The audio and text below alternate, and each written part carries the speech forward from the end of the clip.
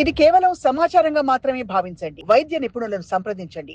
ఈ bad bacteria పెంపొందించే food మనం అసలు ఏం తింటాం? What are those foods? మనం తీసుకునే ప్రాసెస్డ్ ఫుడ్స్ తోటి ఎక్కువ ఈ bad bacteria growth, gut brain axis కానీ బ్రెయిన్ గట్ యాక్సెస్లో ఇబ్బంది ఏర్పడింది అనడానికి what are some common symptoms? కామన్గా మనకు రిలేట్ అయ్యే టర్మ్ చాలా మంది చెప్తా ఉంటారు, సో ఎక్కడైతే వీళ్ళకి ఎక్కువసార్లు first of all gut brain యాక్సెస్ని దాని హార్మోనీ సెట్ చేయాలంటే ఫస్ట్ థింగ్ ఇస్ టిపికల్గా మామూలుగా ఏదో ఇబ్బందిగా ఉంది, గ్యాస్ బాగా ఇదిగా ఉందంటే ఇంట్లో సోడా తాగు అంటారు. మీరేమంటారు? సోడాలు తాగినప్పుడు ఇట్స్ ఎనీ కార్బోనేటెడ్ బెవరేజెస్లో గ్యాస్.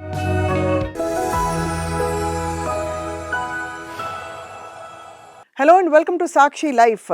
మన మెదడుకి మన గట్కి చాలా దగ్గర కనెక్షన్ ఉంది అన్న విషయం ఈ గత 10 సంవత్సరాల్లో ఇట్స్ ప్రూవెన్ బియాండ్ డౌట్. అయితే మెదడు కనెక్షన్ వల్ల గట్లో ఉండే బ్యాక్టీరియా కూడా డిస్టర్బ్ అవుతుంటాయి అండ్ వైసీ వర్సా, అంటే మనం తినే ఆహార పదార్థాల సమతుల్యత కోల్పోవడం వల్ల కూడా బ్రెయిన్లో నెగిటివ్ థాట్ ప్యాటర్న్స్ రావడం, ఆలోచనలు మారిపోవడం లాంటివి జరుగుతుంటాయి. ఇవాళ ఈ ఇంట్రెస్టింగ్ టాపిక్ గురించి, ముఖ్యంగా ఏదో ఇబ్బందిగా ఉన్నప్పుడు ఏం చేయాలి, చిట్కాలు ఏమిటి అన్నీ తెలుసుకుందాం. We have with us senior consultant gastroenterologist from KIMS Sunshine, doctor Rohan Reddy. Doctor Rohan, thank you so much for joining. Hello అండి. It's my pleasure to be here అండి. సో ఇది ఫేవరెట్ సబ్జెక్ట్ చాలా మందికి, బై ద వే. రైట్. కాకపోతే that's the biggest problem. This is always been a myth. Nobody ఎవరు believe చేయరు. అంటే బ్రెయిన్కి గట్కి డైరెక్ట్ కనెక్షన్ ఉండడం ఏంటి, ఇది నా ఆలోచనతోటి నా బోవెల్ మూమెంట్స్, నాకు మోషన్స్ పోవడము, ఇవి కడుపులో ఇబ్బందులు కావడం అనేది ఒక రియల్ థింగ్ అని చాలా పేషెంట్స్కి మాకు నమ్మియడానికి కూడా చాలా కష్టం అవుతుంది. ఎందుకంటే మేము ఏదో ఆ ప్రాబ్లమ్ని వాళ్ళ సైడ్ పుష్ చేయడానికి ట్రై చేస్తామని చాలా మంది అనుకుంటారు. ఇది ఎలిటిస్ట్ కాన్సెప్ట్ అనుకుంటున్నారు చాలా మంది.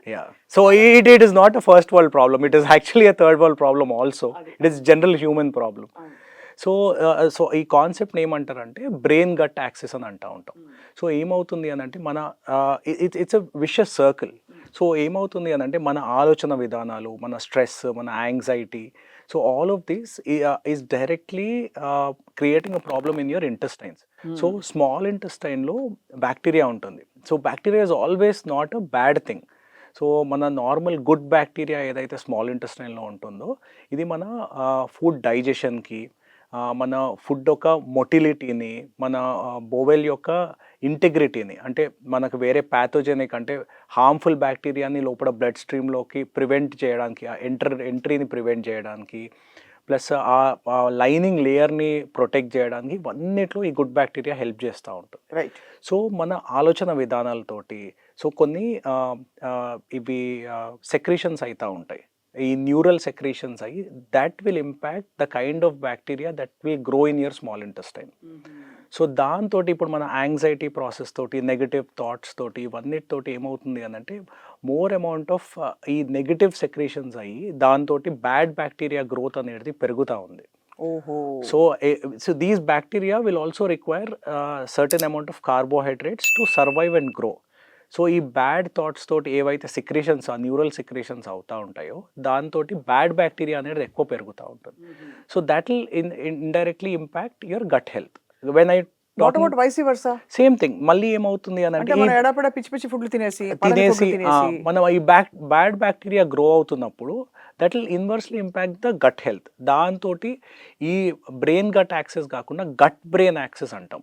సో దాంట్లో ఏమవుతుంది అని అంటే సో ఈ నర్వ్ ఇది కనెక్షన్స్ ఏవైతే ఉంటాయో these are transmits in both the ways. అంటే ఇంటెస్టైన్ నుంచి బ్రెయిన్కి వెళ్తూ ఉంటుంది, బ్రెయిన్ నుంచి ఇంటెస్టైన్స్ కూడా వస్తూ ఉంటుంది.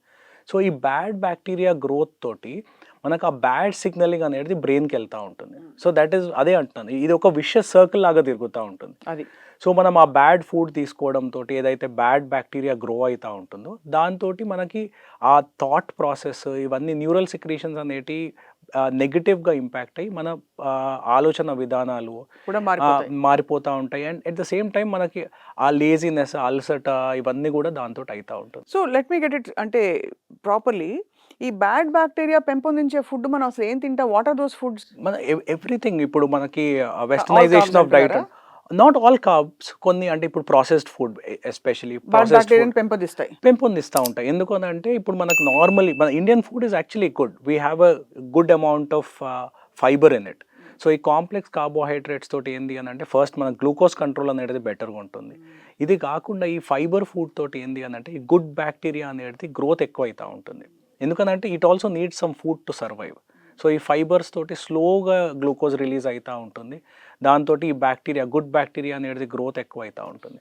ఈ మనం తీసుకునే ప్రాసెస్డ్ ఫుడ్స్ తోటి ఎక్కువ సాచురేటెడ్ ఫ్యాట్స్ ఇవన్నిటితోటి ఏంది అని అంటే మనకి ఈ బ్యాడ్ బ్యాక్టీరియా గ్రోత్ ఎక్కువ అవుతూ ఉంటుంది. And that will again indirectly impact your thought processing, your anxiety levels and all of these things. ఈ బ్యాడ్ బ్యాక్టీరియా మీరు ఏదైతే చెప్తున్నారో స్పెసిఫిక్గా ఈకోలై, క్లెప్సెల్లా, సో ఈకోలై ఇవన్నీ ఏంటి అని అంటే ప్యాథోజెనిక్ బ్యాక్టీరియా, ఇవి కంటామినెంట్ బ్యాక్టీరియా. సో దీని ఎఫెక్ట్ ఇవి ఈకోలై ఇవన్నిటివి మీకు గట్ హెల్త్ పైన కాకుండా కూడా మీకు బ్లడ్ స్ట్రీమ్లోకి అబ్జార్బ్ అవుతూ ఉంటాయి. బ్లడ్ స్ట్రీమ్లోకి అబ్జార్బ్ అయ్యి అక్కడ నుంచి నెగిటివ్ ఎఫెక్ట్స్ వస్తూ ఉంటాయి. But whatever bad bacteria we're talking about grows only in the small intestine. అది సహజంగా దాని పాటికి అది ఉంటుంది, దాని పాటికి అలా ఉంటుంది. కానీ మనం గుడ్ బ్యాక్టీరియా ఎప్పుడైతే బ్యాలెన్స్ చేస్తామో దాంతో ఎఫెక్ట్ ఉండదు.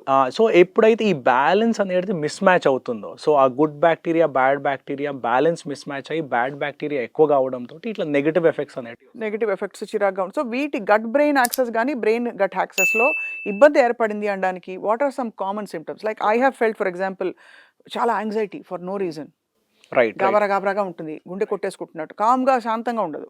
Is that problem? Is that one of the symptoms? In a sense yes, one of the symptoms yes. So ఏమవుతుంది అని అంటే కామన్గా మనకు రిలేట్ అయ్యే టర్మ్ చాలా మంది చెప్తా ఉంటారు, ఇరిటబుల్ బౌల్ సిండ్రోమ్ అని, ఐబిఎస్ అని అంటూ ఉంటాం. సో ఎక్కడైతే వీళ్ళకి ఎక్కువసార్లు వాష్రూమ్ యూజ్ చేయడం ఏర్పడుతూ ఉంటుంది, ఆల్ ద టైం కడుపులో క్రాంపింగ్ పెయిన్ రావడము, ఆ డిస్కంఫర్ట్ ఉండడము, ఏదో అన్ఈజీనెస్ ఉండడము, ఏదో ఇట్స్ చాలామంది ఈ కంప్లైంట్ తోటి వస్తూ ఉంటారు, my stomach is feeling funny doctor అని. So all of this symptoms are some of the main things because of this mismatch in the bacterial levels. GERD, దీనికి గర్డ్కి ఏమైనా కనెక్షన్? దీనికి గర్డ్కి సంబంధం లేదు. But so in a larger perspective చూడాలనంటే these are all lifestyle disorders. అంటే మన food habits సరిగ్గా ఉండకపోవడంతో, లేదు అని అంటే మన ఫిజికల్ యాక్టివిటీ సెడెంటరీ లైఫ్ ఎక్కువ ఉండడంతో, కరెక్ట్ టైంకి ఫుడ్ తీసుకోకపోవడంతో, ఇవన్నిటితో వచ్చే ప్రాబ్లమ్లు అన్నిటిని లైఫ్ స్టైల్ డిజార్డర్స్ అంటాం. So GERD as such is one of the lifestyle disorder. So same thing ఇది మనకి ఈ డిస్బయోసిస్ అంటాం, whatever we're talking about. ఏదైతే ఎక్కడైతే గుడ్ బ్యాక్టీరియా తక్కువ అయిపోయి బ్యాడ్ బ్యాక్టీరియా పెరగడం డిస్బయోసిస్ అంటాం.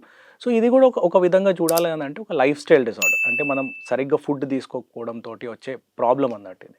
సో వీటిని సరే అరికట్టడానికి what is the first step? అంటే first of all gut brain యాక్సెస్ని, దాని హార్మోనీ సెట్ చేయాలంటే first thing is life style.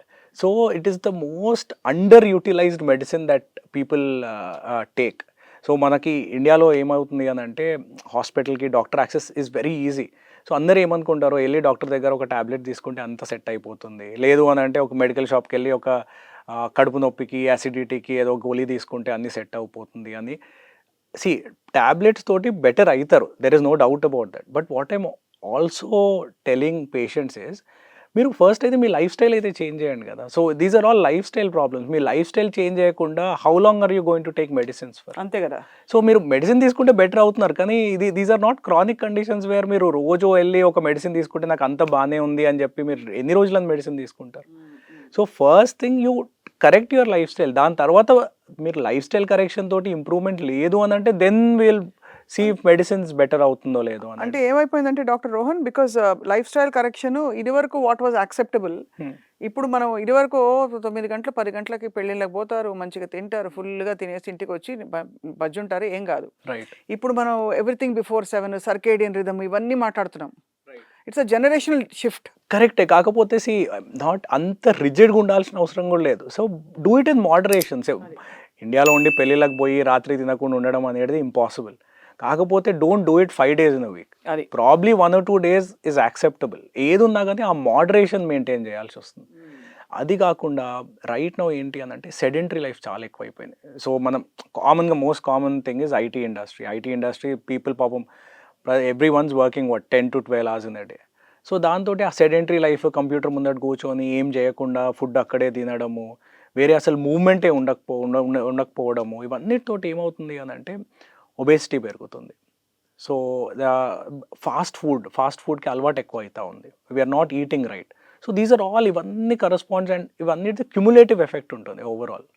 అది ఓవర్ పీరియడ్ ఆఫ్ టైం ఒక ఇట్ అక్యూములేట్స్ అండ్ ఏదో ఒక ప్రాబ్లం లాగా బయటపడుతుంది మనకి. బీట్ జిఆర్డి ఉండడము, లేకపోతే ఈ డిస్బయోసిస్ ఉండడము, ఇది కాకుండా ఇప్పుడు ఫ్యాటీ లివర్స్ అంటారు. సో ఫ్యాటీ లివర్స్ ఉండడం, ఇవన్నీ ఒకదాని తర్వాత ఒకటి అనేది డెవలప్ అవుతూ ఉంటుంది. టిపికలీ ఈ గట్ హెల్త్ ని పరీక్షించడానికి ఏమేమి టెస్ట్లు చేస్తారండి? Is there a test actually? So there are some test. ఈ పాథోజెనిక్ బ్యాక్టీరియా పెరగడానికి హైడ్రోజన్ బ్రెత్ టెస్ట్ అని ఇలాంటివి కామన్గా చేస్తూ ఉంటాం. కొందరు మందికి ఎండోస్కోపీలు చేయడము, కొలనోస్కోపీలు చేయడం, ఇంకా వేరే ఏమైనా ప్యాథలాజికల్ కండిషన్స్ ఏమైనా ఉన్నాయా అని తెలుసుకోవడానికి ఇవన్నీ చేస్తూ ఉంటాము. బట్ ఫస్ట్ అయితే మెడికేషన్స్ తోటి ట్రై చేస్తాం అన్నట్టు. Right. First medications, life style చేంజెస్తో ట్రై చేసి అప్పుడు కూడా కొందరు మందిలో ఇంప్రూవ్మెంట్ లేదు అని అన్నప్పుడు టెస్ట్లు అనేటివి చేయడం జరుగుతుంది. టిపికల్గా మామూలుగా ఏదో ఇబ్బందిగా ఉంది, గ్యాస్ బాగా ఇదిగా ఉందంటే ఇంట్లో సోడా తాగు అంటారు. మీరేమంటారు? సో సోడా తాగడం తోటి మొమెంటరీ బెనిఫిట్ అయితే చాలా ఉంటుంది. అంటే ఒక బెల్చింగ్ వస్తుంది. అది ఎందుకు వస్తుంది అని అంటే, మీరు సోడాలు తాగినప్పుడు ఇట్స్ కార్బోనేటెడ్. సో దాంట్లో చాలా వరకు కార్బోనేటెడ్ డ్రింక్స్లో, ఎనీ కార్బోనేటెడ్ బెవరేజెస్లో గ్యాస్ అనేది వాళ్ళు నింపుతూ ఉంటారు. సో మీరు తీసుకున్నది బయటికి వచ్చేస్తూ ఉంది, అంతేగాని లోపల ఉన్న గ్యాస్ బయటికి రావడం అనేది ఏం జరగదు. కాకపోతే ఆ మూమెంటరీ బెనిఫిట్ అనేది తెలుస్తుంది, కానీ what we don't realise is ఆ బెల్చింగ్ తోటి సిగ్నిఫికెంట్ అమౌంట్ ఆఫ్ యాసిడ్, ఏదైతే ఇప్పుడు మనం తిన్న ఫుడ్ అంతా పోయి ఫస్ట్ కడుపు సంచి అని అంటాం, స్టమక్ అని అంటాం, స్టమక్లో స్టోర్ అవుతూ ఉంటుంది. అక్కడ యాసిడ్ అనేది తయారవుతుంది. ఇనీషియల్ ప్రాసెస్ ఆఫ్ డైజెషన్ అనేది స్టమక్లో అవుతుంది. సో ఈ యాసిడ్ అనేది స్టమక్లో ఉన్నంత వరకు ఓకే, ఎందుకంటే స్టమక్ లేయర్ ఏదైతుందో layer is strong enough to combat that acid. కాకపోతే ఇది ఫుడ్ పైప్ అంటే తిండి గొట్టంలోకి వచ్చేసినప్పుడే మనకి ప్రాబ్లమ్లు స్టార్ట్ అవుతూ ఉంటాయి. ఎందుకనంటే ఆ లేయర్స్, దాని లైనింగ్ లేయర్ అంత స్ట్రాంగ్ ఉండదు. సో ఈ మనం సోడాలు తాగినప్పుడు ఏమవుతుంది అని అంటే, ఆ బెల్చింగ్ తోటి ఏదైతే మనం గ్యాస్ బయటకు తీస్తామో దాంతో సిగ్నిఫికెంట్ అమౌంట్ ఆఫ్ యాసిడ్ కూడా రీఫ్లక్స్ అవుతుంది. So over a period of time ఇట్లా గ్యాస్ ఉన్న ప్రతిసారి సోడాలు తాగడము, కోకో థమ్సపో తాగడము, దీంతో ఏమవుతుంది అని అంటే యాసిడ్ అంతా బయటకు వచ్చేసి over a period of time GRD symptoms start అవుతుంది. హార్ట్ బర్న్ రావడము, బర్నింగ్ సెన్సేషన్ ఉండడము చెస్ట్లో, లేకపోతే పుల్లటి తేన్పులు ఉండడము, నోట్లో అంతా లాలాజలం లాగా రావడము, ఇవన్నీ సిమ్టమ్స్ ఆఫ్ జిఆర్డి. సో మీరు చిన్న ప్రాబ్లమ్ని కంట్రోల్ చేయడానికి పోయి ఇంకో పెద్ద ప్రాబ్లం తెచ్చుకున్నారు. So what is ideal thing to do? బాగా గ్యాస్ ఉంది, ఇబ్బందిగా ఉంది, ఫ్లాటస్ కూడా ఉంది, you don't know what to do. So ఒక్కొక్క వాళ్ళ డెఫినేషన్ ఆఫ్ ఆ కడుపు ఇబ్బంది అనేది వేరే ఉంటుంది. గ్యాస్ అనేది కొందరు మంది పేషెంట్స్ బ్లోటింగ్కి చెప్తా ఉంటారు, కొందరు మంది యాసిడిటీని కూడా గ్యాస్ ప్రాబ్లం అని చెప్తా ఉంటారు, కొందరు మంది ఫ్లేటస్ ప్రాబ్లమ్ని గ్యాస్ లాగా అంటూ ఉంటారు. సో మనకి first thing is, as doctors మన దగ్గరకు వచ్చినప్పుడు we need to identify what exactly they are willing to tell, what exactly they mean by gas problem అనేది.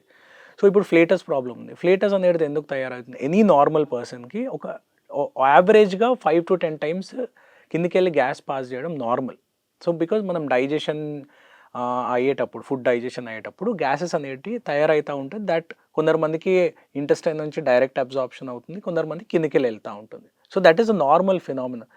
సో మన డైట్ ప్రకారంగా more amount of protein food తీసుకుందాము, దాంతో ఈ గ్యాస్ హైడ్రోజన్ సల్ఫైడ్ అనే గ్యాస్ అనేది ఎక్కువ తయారవుతూ ఉంటుంది. ఆ టైంలో ఫ్లేటస్ అనేది ఎక్కువ పోతూ ఉంటుంది. Right. So if it is socially awkward, లేదు అని అంటే ఒక 15-20 times కంటే ఎక్కువ అవుతా ఉంది అన్నప్పుడు మన డైట్ ప్యాటర్న్స్ని చూడడము, దాంతో ఇంకా వేరే ఏమైనా మెడికేషన్స్ అన్నీ ఇవ్వడం అనేది. So protein takes longer to digest కాబట్టి అది ఎక్కువసేపు అక్కడ ఉంటుంది. అండ్ ప్రోటీన్ డైజెషన్ అయ్యేటప్పుడు గ్యాసెస్ ఎక్కువ రిలీజ్ అవుతాయి. అది కూడా అవుతుంది. అండ్ ప్రోటీన్ తోటి ఏంది అని అంటే, protein completely gets absorb by your body. Correct. So that is why more amount of gas is release during that digestion.